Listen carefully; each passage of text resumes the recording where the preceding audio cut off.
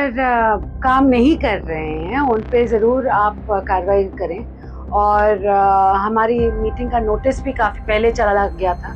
और जो वक्त जी डीडीपीओ साहब को काफ़ी दिनों से आई थिंक इत्तला की गई है।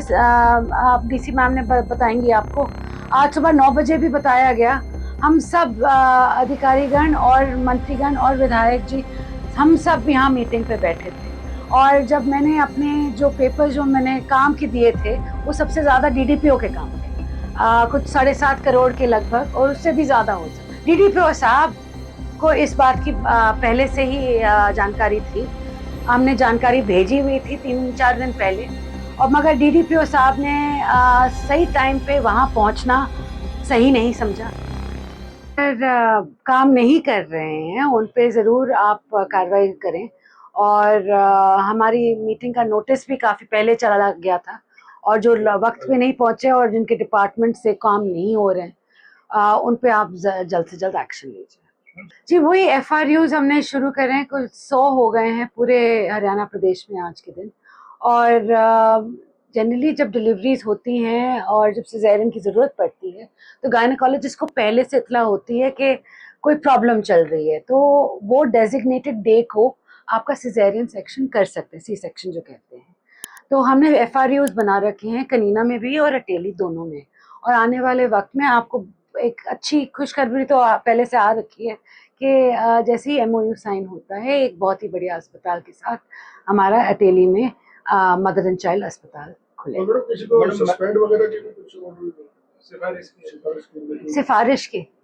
सिफारिश है सस्पेंड के सस्पेंड आज मैंने बोला है। हाँ जी डीडीपीओ क्या कारण जी डीडीपीओ साहब को काफ़ी दिनों से आई थिंक इत्तला की गई है। आप डीसी मैम ने बताएंगी आपको। आज सुबह 9 बजे भी बताया गया। हम सब अधिकारीगण और मंत्रीगण और विधायक जी हम सब यहाँ मीटिंग पे बैठे थे। और जब मैंने अपने जो पेपर जो मैंने काम के दिए थे वो सबसे ज़्यादा डीडीपीओ के काम थे, कुछ 7.5 करोड़ के लगभग और उससे भी ज़्यादा हो सकता। उन पे मैंने पता करना था कि मेरे 1.5 साल में कितने काम हुए हैं, कितने पेंडिंग हैं और कितने शुरू ही नहीं। डीडीपीओ साहब को इस बात की पहले से ही जानकारी थी। हमने जानकारी भेजी हुई थी 3-4 दिन पहले। और मगर डीडीपीओ साहब ने सही टाइम पे वहाँ पहुँचना सही नहीं समझा। जब सभी अधिकारीगण, एडमिनिस्ट्रेशन का हेड वहाँ कुर्सी पे बैठा है, एडमिनिस्ट्रेशन की जिले की मंत्री वहां बैठी है, जिले के विधायक वहां बैठे हैं, मगर डीडीपीओ साहब को और कोई काम था। जी जी मेरे को मालूम है कहाँ पे। यहाँ आप बात करें एक्सरे और अल्ट्रासाउंड मशीन की, बाकी तो हमने पीपीपी मोड पे कर रखा है। एक रेडियोलॉजिस्ट है आज के दिन। हमारी कोशिश होगी कि आने वाले वक्त में और रेडियोलॉजिस्ट हों ताकि इतने लंबे लंबे समय में जो एक्सरे के जो बोलते हैं अपॉइंटमेंट्स 2 दिन बाद होंगे या फलाना होंगे, हम उसको शॉर्टन कर सकें क्योंकि मशीनें हमारी आ गई हैं। रेडियोलॉजिस्ट की जरूरत। एमआरआई वही मेरी रेडियोलॉजिस्ट यहाँ होती है ना, तो सीटी स्कैन और एमआरआई अगर सारे रेडियोलॉजिस्ट से होती है। तो ओम प्रकाश जी और मैं एक मीटिंग में प्रेजेंट थे जहाँ सीएम साहब ने वो प्रिसाइड किया था उस मीटिंग पे कि स्मारक में कैसा काम होना चाहिए, उसकी ड्राइंग्स पे डिटेल से बात हुई थी। और सीएम साहब ने कहा है कि अगले 2 हफ्ते में एक बारी फिर से ये मीटिंग होगी ताकि इसका काम जोर शोर पे जल्द शुरू हो जाए। दादरी गांव के लोग आए थे धन्यवाद करने। कुछ 20 गांव के लोग आए हैं, सरपंच आए हैं धन्यवाद करने के रातुला राम जी के नाम पे मेडिकल कॉलेज जो दादरी में बनने जा रहा है उसके लिए। जो एम्स जी पोजीशन ये है कि जनवरी तक वो बोल रहे हैं कि हैंड ओवर हो जाएगा। ओपीडी उन्होंने मुझे बोला है कि शुरुआत जुलाई तक शुरू हो जाएगी। और बहुत खुशी की बात है कि 50 सीट्स की मंजूरी नेशनल मेडिकल काउंसिल ने दे दी है, तो वो भी इस साल शुरू हो जाएंगे। ये लोग जो मुझसे अक्सर बात करते हैं बोलते हैं हाँ जी सुधार ज़रूर हुआ है, मगर जो काम है वो ऑनगोइंग होता है, कोई काम ख़त्म नहीं होता। तो हमें अभी बहुत दूर जाना है, मगर हमने कैसे कहते हैं, कमर कस रखी है कि हमने पूरा काम करना है, हमने अधूरा किसी चीज को नहीं छोड़ना। सीएमओ साहब से मैंने इसकी रिपोर्ट भी मांगी थी कि ये क्यों हो रहा है, क्या कहाँ कहाँ, क्योंकि मैंने सारी दवाइयाँ भेज रखी हैं, या तो वो वेयर हाउसेज में पड़ी हैं वो मंगवा नहीं रहे, और या सही सही जगह पे वो पहुंच नहीं रही हैं। दूसरी बात कि कितनी दवाइयाँ हैं जो एक्सपायर हो चुकी हैं, जो पड़ी हैं, पड़ी पड़ी वहाँ एक्सपायर हो रही हैं और आप देखते भी नहीं हो। तो अब सीधी पॉइंट ये है कि ये सीएमओज इंचार्ज हैं, क्योंकि उनके नीचे सारे काम कर रहे हैं।